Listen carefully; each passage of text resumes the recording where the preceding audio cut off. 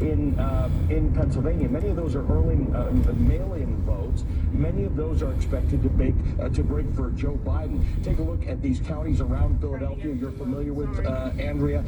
You've got Montgomery County breaking for Joe Biden, 60 to 38. You've got Chester County breaking for Biden, 53 to 45, a little closer. You've got Delaware County, south of Philadelphia, 59 to 39. You've got Philadelphia County itself. Take a look at this. That's actually closer than you would expect. 77 for Biden, 21 for Trump, but 62% are in. There's so many votes, and these are advanced votes, mail-in votes that have not been counted, that you're going to end up with much more of a difference in here. In fact, take a look at this map.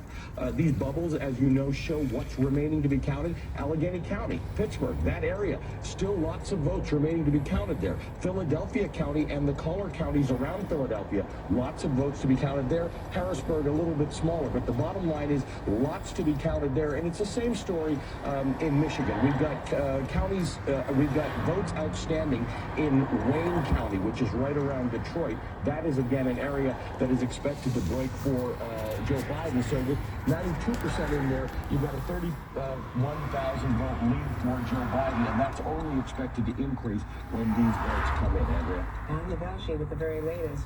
And with so many states still in play, both sides are claiming they have the edge. So who has the advantage given the outstanding vote? We now have David Plouffe, who was first round of President Obama's successful 2008 presidential campaign, joining me now. The count now, 227 for Joe Biden, 213 for Donald Trump. David, a lot has changed since we spoke Monday afternoon. What do you expect to see in the coming hours and into the evening of this incredible, ongoing saga of our election?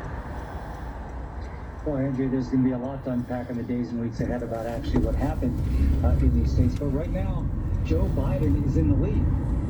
Donald Trump's talking about stopping counting. If the counting stopped, Joe Biden would be the next president of the United States, and he's going to be. I think we see the lead in Michigan growing.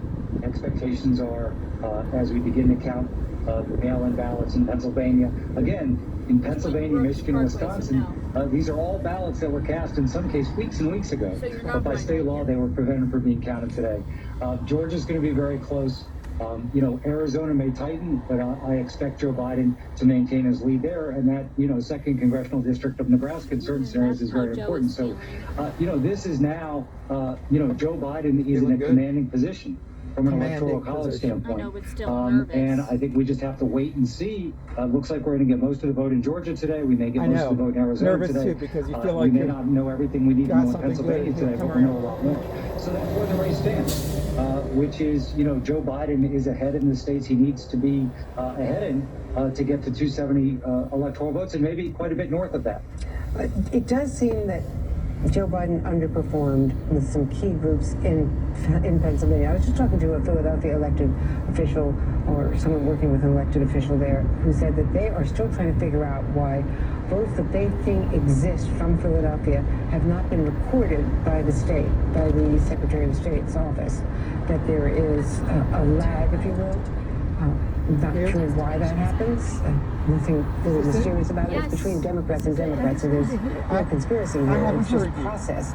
But in any case, right now it's clear that right now it doesn't look as though Philadelphia produced any more, and perhaps even less, of a black vote out of the city of Philadelphia than it gave to Hillary Clinton, which we know was not enough to withstand all of the Donald Trump vote. Now, that is not what we expected. Well, we'll see, Andrea. I mean, this is a very tough election to unpack because you have all of the in-person votes. So in Pennsylvania, that's what we know so far. So even in Philadelphia, I'd expect those Biden margins to expand. Trump, got what he got on early vote, on election day, in places like Milwaukee, in places like Philadelphia. But I expect that margin to expand. Clearly, you saw the turnout in Milwaukee was enough. Same thing in Detroit, I think, when we see all that. But listen, there was a 7-point swing nationally in suburban counties from 16 to 20. And I think that's the most important signal component in Joe Biden's advantage position. The other thing I'd point out is, Joe Biden is going to be our next president. And young people delivered this victory for Joe Biden. I mean, his margin amongst young people, people under 29, is See going what I to be mean? higher than Barack That's what I was Obama's saying. in 2012. So I think the reason the race is closer than it looked in polling, and you and I talked about this. I've talked to a lot of your colleagues. A couple things had to happen to make this a close race. One, the polls had to be off, and they were. In some states like Arizona, not terribly off. In others, you might see misses of 5 to 6.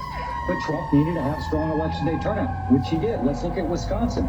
Trump won Wisconsin 4 years ago with a little over 1,400,000 votes. He's going to lose Wisconsin, getting over 1,600,000 votes.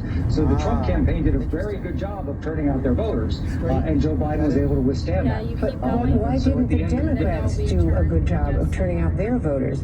Why weren't they canvassing Well, earlier?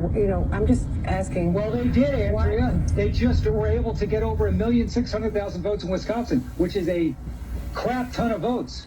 So, we're going to be able to unpack exactly what happened, where turnout was off, where it wasn't. No. But again, Donald see an Trump entrance delivered going up that a hill. big turnout. We're going to have the biggest turnout in American presidential history in over 100 years.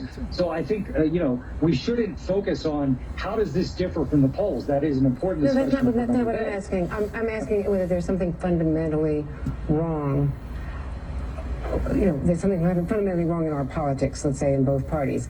But arguably, Donald Trump has been breaking all the norms for 4 years, far more than even Hillary Clinton imagined during the campaign 4 years ago.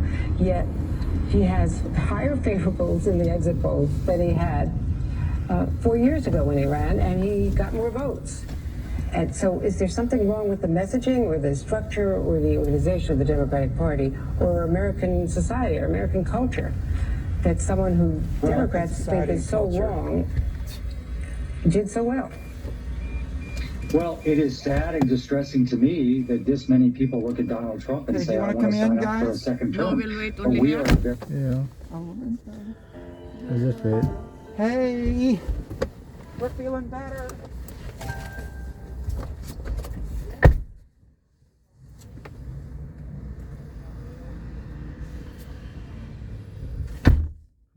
Feeling bitter.